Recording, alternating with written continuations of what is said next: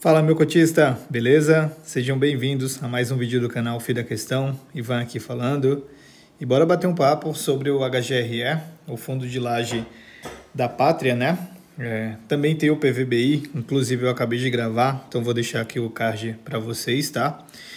E também tem o HGRE, né? Então o PVBI, ele veio da VBI, ele tem uma tese diferente, e tem o HGRE que veio da Credit Suisse, que é uma tese diferente do PVBI, né? Então, ao contrário do HGLG e do LVBI e do HGCR e do CVBI, que são tem certa semelhança os dois, que pode ser que venha a ter os fundos se juntem ali, né?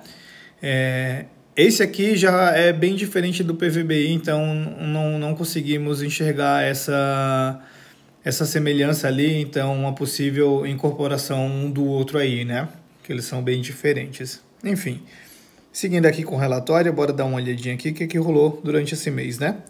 Então a gente vê que é um fundo antigo de 2008, né?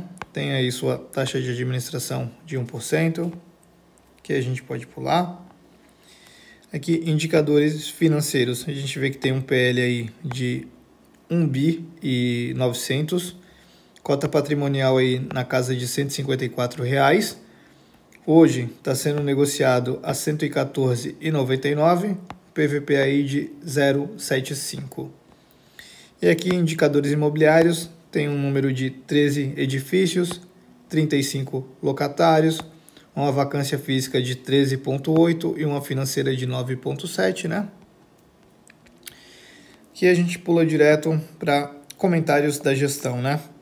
Então aqui na parte de resultado e rendimentos distribuídos, de ver que nesse mês de abril o fundo apresentou uma receita total de 1,4, né? E isso por conta dessas questões aqui. Reajuste de aluguel no Seneca. Em abril o fundo foi impactado positivamente em 2 centavos devido ao reajuste. E dessa venda, desse Brasília Interparte, recebimento da 4ª parcela referente à venda, o que gerou um lucro de 1 centavo, né? Então o rendimento anunciado foi de 85 centavos. Seguindo aqui ainda nos comentários, em relação a movimentações de locatários, não teve nenhuma movimentação durante esse mês, né? Então a vacância permaneceu aí em 13 vacância física em 13,8 e a financeira em 9,7. Em relação às tratativas comerciais de áreas atualmente vagas, estamos na discussão de contrato na Torre Jatobá, que vai ser aí 1.100 metros quadrados e 5 andares no Guaíba. Nossa expectativa é de assinar ambos os contratos nas próximas semanas, então já dá para ver que está bem encaminhado, né? Além disso, temos algumas negociações em andamentos para alocação no Senesp, que será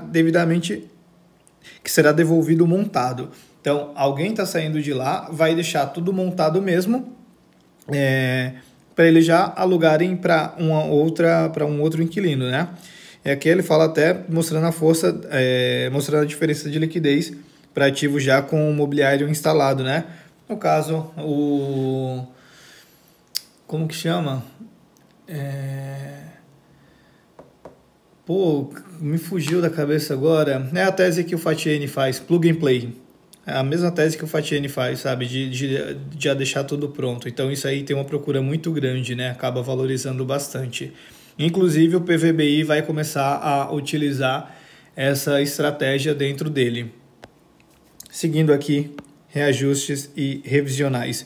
Durante o mês foi realizado um reajuste aí em 14.000 metros quadrados de ABL do portfólio. E em relação à alavancagem, o fundo tem atualmente aí 2,8 de alavancagem do portfólio, né? Sendo mais de 80% vencimento para longo prazo, só acima de 12 meses, né? Ainda nos comentários da gestão, que ele traz um pouco sobre as movimentações do portfólio, né? As conclusões de venda. Então, conforme ele divulgou em fato relevante, né? Eles concluíram a venda de 27,4% do Berrini One e de 33,3% do Transatlântico. Então, aqui ele traz alguns detalhes sobre a venda dos dois, né? Então, do Berrini One consistiu na alienação de 4 conjuntos, sendo que 3 se encontravam alugados, né? Foi um valor de 68,100,1 milhões, com pagamento à vista, né, que gerou um resultado de 1,32 por cota. E aqui ele traz uns detalhes a mais, né? Então, preço por metro quadrado. A venda foi concretizada um preço de 23 mil o metro quadrado.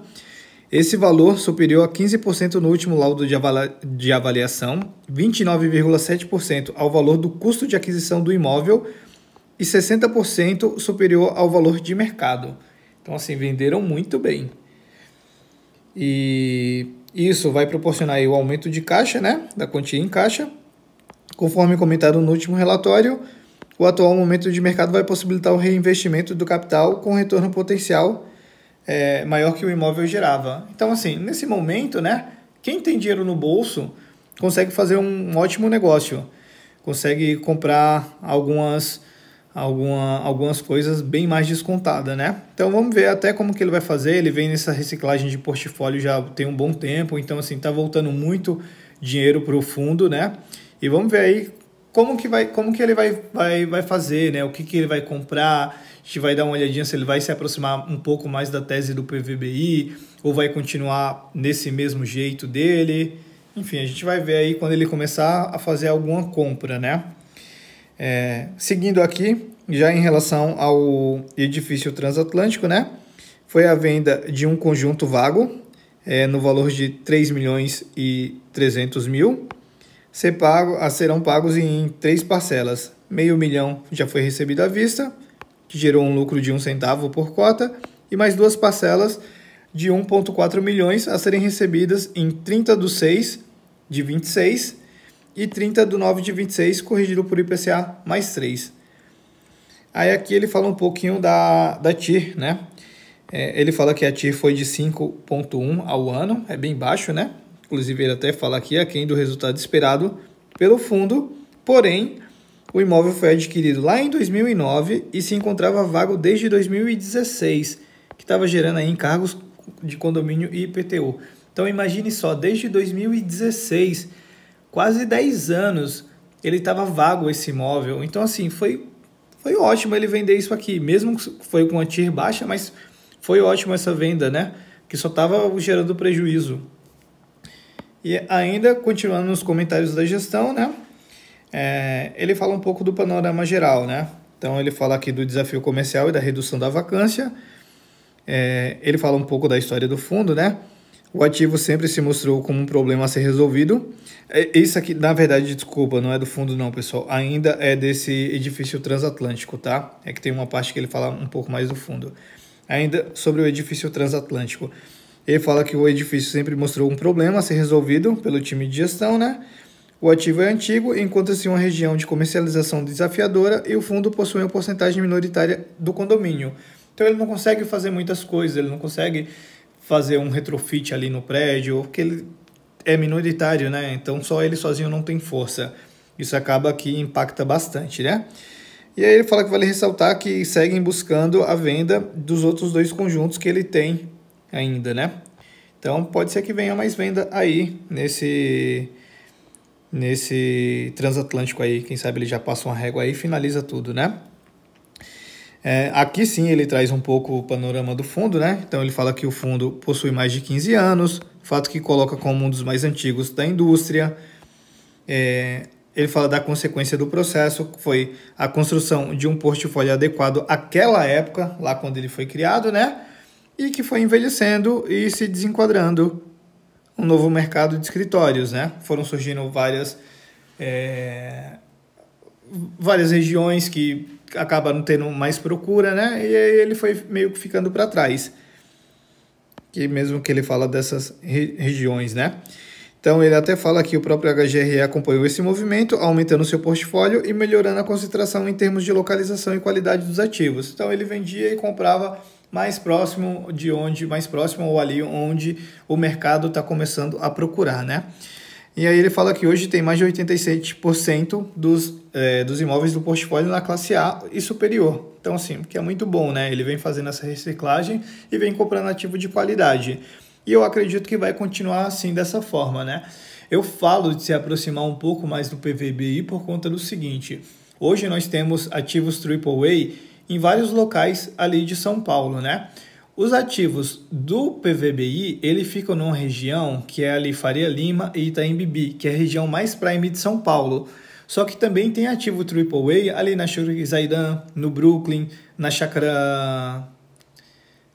como que é o nome? Chácara... Pô, esqueci. Ali do ladinho do Morumbi. Então, assim, também tem Chácara Santo Antônio.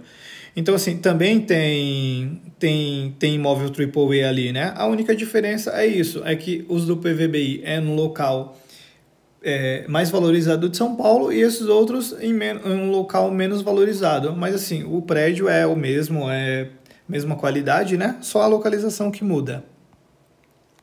Continuando aqui, a performance do fundo. A gente vê que tá fundo antigo aí, né? Desde 2009, então a gente vê que tá bem parelho aí com CDI bruto e com IFIX, né?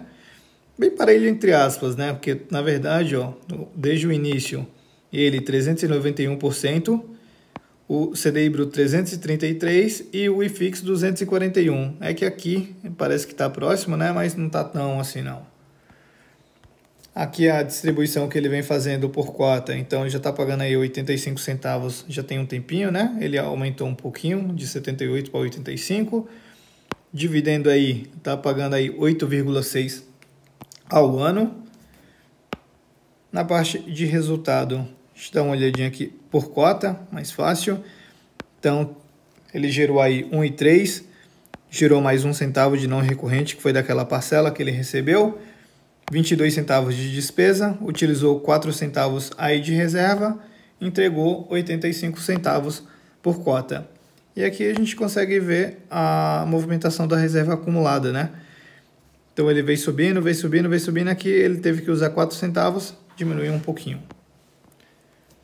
Em relação ao balanço patrimonial aqui, a gente vê que o fundo fechou o mês com aproximadamente 90% dos ativos em imóveis. O fundo tem um passivo de 50 milhões, referente a operações de securitização, CRI, sendo 10 milhões a ser pago no curto prazo e o restante no longo prazo. Então a gente vê aqui como está toda a carteira dele, né? O quanto que ele tem em imóveis, 1 bi e 700 milhões, quanto que ele tem em fundo imobiliário, quanto que ele tem em CRI, quanto que ele tem em renda fixa e quanto que ele tem de parcela a receber. Aqui o quanto que ele tem para pagar das aquisições e o valor do patrimônio líquido, né? Então a gente vê aqui as parcelas a receber. Ele tem a venda do edifício Faria Lima, que vai entrar mais 22 milhões. A venda desse Brasil Interparte, mais 1 milhão. E a venda do edifício Curitiba, mais 18 milhões, né? Total de 42 milhões. E isso em até 12 meses, né? Após 12 meses, ele tem mais essa venda do edifício Curitiba de 17,3 milhões. E aqui a gente vê as parcelas a pagar, né? Então tem um saldo devedor do CRI da Chácara Zaidan em 12 meses e após 12 meses, mais um também do CRI Chácara Zaidan, só que no valor de 41 milhões. Aqui a gente vê a parte da alavancagem do fundo. Então, aqui no início de 2026 é esperado uma alavancagem de 2,3 e aí ela vai diminuindo, né? Aqui o CRI que ele tem, 50 milhões, que é CDI, taxa de 1,22, ok, taxa bem ok. Na carteira de ativos dele, a gente vê os ativos aqui, tudo um por um, então, Chácara Zaidan, Castilhano, Sêneca, Jatobá, distribuição geográfica, então a gente vê aí que está quase 100% em São Paulo, né? Então tem um pouquinho aqui no Rio de Janeiro e um pouquinho no Rio Grande do Sul. Na carteira de ativos, a gente vê aqui a alocação por classe. Então, a gente vê aí que 92% do fundo está numa classe A, né? A e o AAA. Alocação por segmento de locatário, a gente vê aí um pouco de tudo. Telecomunicações, saúde, agências de viagem, energia. E alocação por inquilino, a gente vê que o maior deles é a TOTUS, aí seguido da Vivo. Os contratos dele, maioria 70% contrato típico, né? Alocação por indexador, praticamente 66 aí, IPCA e IGPM. Quanto ainda a carteira de ativos dele, mês de reajuste, começo do ano aqui teve bastante, né? Agora o restante vai ser bem pouco aqui, né? Coisa de 30%, se a gente somar tudo, um pouquinho mais na verdade. Concentração das revisionais, agora em 2025 vai ter bastante, né? 54%. Vencimento dos contratos, vai ver que a maioria não, 46% vai vencer lá em 2027. E o histórico de vacância, aqui a vacância física vem diminuindo, né? E a vacância financeira também vem diminuindo. Vem diminuindo pelas duas pontas, né? Tanto ele fazendo locação quanto ele fazendo venda dos imóveis. Aqui a gente vê a carteira de ativos dele, né? Então a gente vê aqui os ativos que ele tem classe A, né? O que tem aqui de vacância neles.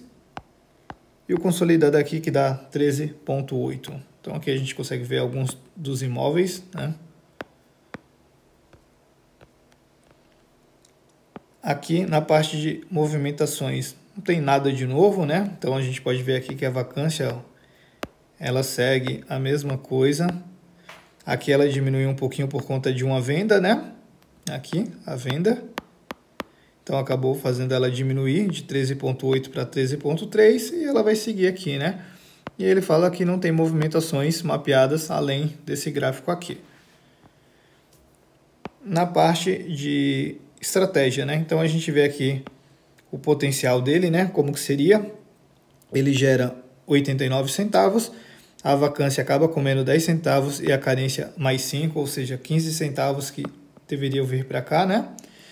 E a receita potencial, ele tem R$1 aí de receita potencial, né? Aqui ele fala um pouquinho da estratégia, que é diferente da estratégia utilizada pelo PVBI, até porque são imóveis diferentes, né? Mas aqui ele traz um pouquinho do que eles estão fazendo, né? Então eles falam que seguem com uma boa perspectiva de redução da vacância no fundo. Apesar da vacância atual ter menor liquidez por conta da concentração na Torre Jatobá, em Alphaville, e nesse Guaíba, lá em Porto Alegre, estamos com duas locações em discussão contratual que somam 4.500 metros quadrados. Além disso, no segundo semestre teremos o término das carências concedidas para a expansão do Sírio-Libanês e dessa BP na Torre Martiniano, que em conjunto com a redução da vacância esperada terão um impacto positivo na receita recorrente, né? Na renda recorrente. E ainda apesar do contrato dessa Bfly no Paulista Star ter sido reajustado pelo IPCA, eles seguem com negociação aí para fazer uma revisional, né? Eles acham que o valor ainda está bastante defasado do mercado e dessa forma eles querem encontrar um reajuste melhor para esse locatário, né? O que vai impactar positivamente. E aqui a gente vê a parte de funil de locação, né? O que está em negociação, então aqui está em tratativas, aqui já está bem encaminhado, já está a minuta rodando, né? Que isso aqui é exatamente esse ponto aqui que ele falou, né? Então, provavelmente aí mês que vem a gente já vai ter alguma atualização de que está tudo certo com essas locações. Aqui a carteira de ativos dele em fundos imobiliários. Então a gente vê, ele tem um PL aí de 2,5% em fundos imobiliários. E a gente vê que é tudo de escritório mesmo, JSRE, SARI. O SARI, ele até está sendo aí abocanhado pelo BTLG, né? Então tem o CORE, o AIEC, RBRP e o RCRB. E aqui a gente vê a consideração de quanto que está em fundo imobiliário, né? Então a gente via que era praticamente zerado e aqui subiu, né? Subiu um pouco. Conforme ele foi fazendo essas vendas, né? Ele foi pegando o dinheiro em caixa e como não tinha ali o suficiente para comprar algum imóvel, ele foi entrando em fundo imobiliário aqui, né? Fundo imobiliário de escritório mesmo, então é uma estratégia que ele está utilizando aí, né? E aqui, quanto à questão da liquidez, aqui a gente vê uma liquidez muito boa, né? Número de cotistas, a gente vê que ele vem caindo Perdeu bastante aí nessa janela de 1 ano, né? E é isso, pessoal. Não tem muito mais o que falar, não. Fundo tá tudo ok, não tem nenhum ponto de atenção. É mais aguardar tempo para conseguir fazer essas locações aí, conseguir continuar com essa reciclagem de portfólio, destravando o valor para o cotista. E é isso, pessoal. Espero que vocês tenham gostado do vídeo, tá? Se ficou qualquer dúvida, pode deixar aqui nos comentários. Se gostou, deixa o like. Se gostou mais ainda, segue lá no Instagram, @ofilhaquestão. E é isso, pessoal. Valeu, abraço.